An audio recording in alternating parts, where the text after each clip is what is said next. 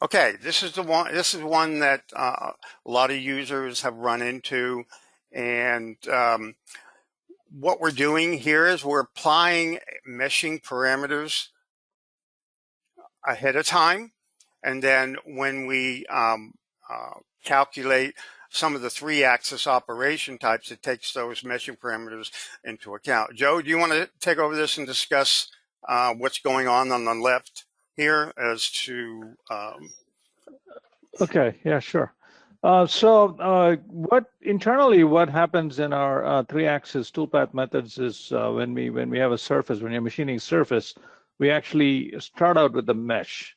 We create a mesh, and then once we generate the toolpath, then we do some internal map to refine the toolpaths to the actual surface.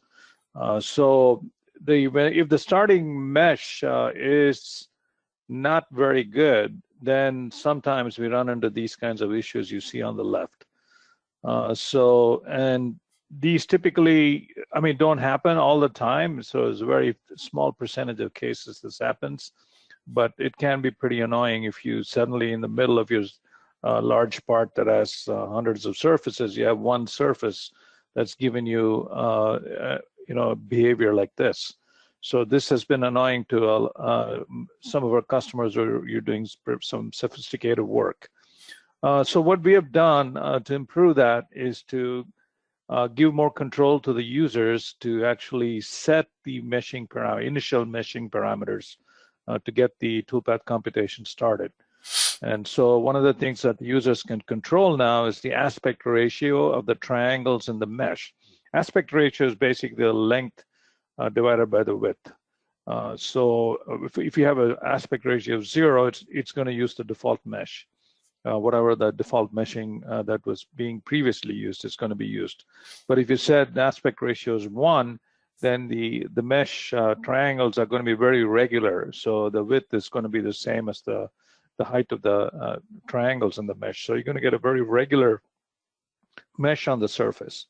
And then you can also control the minimum edge length to control the number of triangles you're getting or facets you're getting in the mesh. So when we do we've done some heuristic testing on it, and then we have some data on what are the right things to set up, and we can share that with the customers. We've noticed, and the edge length is obviously dependent on the part size. With the aspect ratio, typically if you wanted regular triangles, you want to set it at 1. And when you do that, the toolpaths are quite a bit improved. But one thing to notice and one thing to be aware of is, you can take the performance hit here. If you set up your mesh parameters to be too tight, it'll create meshes that are quite dense, and you might get a great toolpath, but it might be just overkill for your application. So a word of warning there. So you got to be a little bit.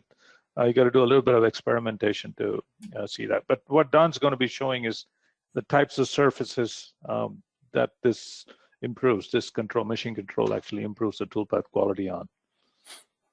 Okay, thanks. All right, Don, go ahead. Okay, and on the right, you see the result. So basically, you got these jagged motions in here. I'm going to show you this part and see why it does, not necessarily why, but I'm going to show you in effect when it happens, and then we can regenerate that after you set the meshing parameters and get a really good toolpath. This is something that users have run into recently, and this is our method to make it a lot better. Okay, so let's go. Actually, the problem, sorry, Don, the problem occurs only in one class of surfaces, which is rule surfaces. When you have rule surface where the one side of the rule surface is quite a bit different than the other side, particularly in this case that Don is showing. It's a twisted rule surface where the rulings are quite a bit different from one side to the other, and that's when you see these issues, and that's where these machine parameters will be applied. Mm-hmm. Mm-hmm. And again, we're going to show you that in the actual part coming up in a demo. You may have noticed and this is only in certain surface cases, such as ruled surfaces. Let's turn our surfaces on. We got two examples here.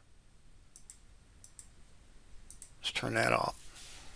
Okay, so the problem the problem applies is when you have not two, but a ruled surface. A ruled surface is one that is a direct connection between one curve and another curve. So it's like a ruler. It's like you put a ruler on each of those curves and you just run in the ruler down, as it stays on both curves and, all the way to the end. So as you can see that it's any cross section in this surface is a straight line, but it's a twisted ruled surface, which is a very complex surface.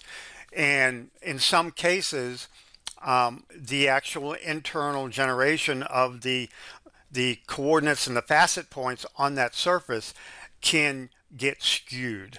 Okay, and this is a problem that we've been working on and fixed in version 2025, and a lot of users out there, if you're one of them, you'll be very glad to see this. So how do you implement this? If you go to the CAM Preferences dialog, go to the Machining tab, you'll see Meshing Parameters, okay? So what it's doing is it's using these parameters here internally to calculate the each control point on the surface that we're going to use to actually generate the tool path. So we have our part is in millimeters. So we have an aspect ratio, which is the relation between the length and the width of each facet in a mesh. If you're familiar with mesh geometry, you know that a mesh is a collection of planar triangles, okay, that define the entire object. Okay, so we're setting the aspect ratio to 1.41. That's the relationship. Length divided by width is the ratio. And then we're also setting the maximum edge length. In this case, we're setting it to 1 millimeter. So let's go pick OK there. So if we look at the parallel finishing, before we set the meshing parameters, you'll see that there's a lot of jagged lines in that tool path as that tool rides over that ruled surface.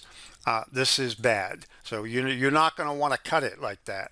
So what we've done is we've implemented the meshing parameters that once you set those and you just go back in and regenerate the operation, you'll see that it's cleaned up for you. Nothing else you need to do. You don't need to create a mesh in Rhino or in Visual CAD. You don't need to create a mesh to try to fix those errors in the toolpath. That's all fixed in version 2025. And we have another example. So here is a ruled surface. Okay, it's not as extreme in the other one, but it is relatively complex. We don't have a straight line here. We have a curve on this end with a straight line on this end, which causes the ruled surface to twist around. So let's take a look and see if we can see the problem. So here's our toolpath. And in order to see this, sometimes you need to have a really dense step over in order to see the phenomenon we're looking at. So you can start to see it. Let's go into the Simulate tab. Okay, so the part is turned off. So what you're seeing here, you're seeing those facets. Let's see, that's a good way to get it right there. You see those rectangular areas in the part or in the toolpath itself. Okay, so that will be seen when you machine this on the router. Okay, so now if you set the meshing parameters here, again, you set it over here, meshing parameters, and we generate the toolpath. We added a second toolpath. You'll see that those faceting phenomenon are gone. So you will not see those in the machine surface. Okay, very, very sought after fix, enhancement, whatever you want to call it. This should not happen now in version 2025.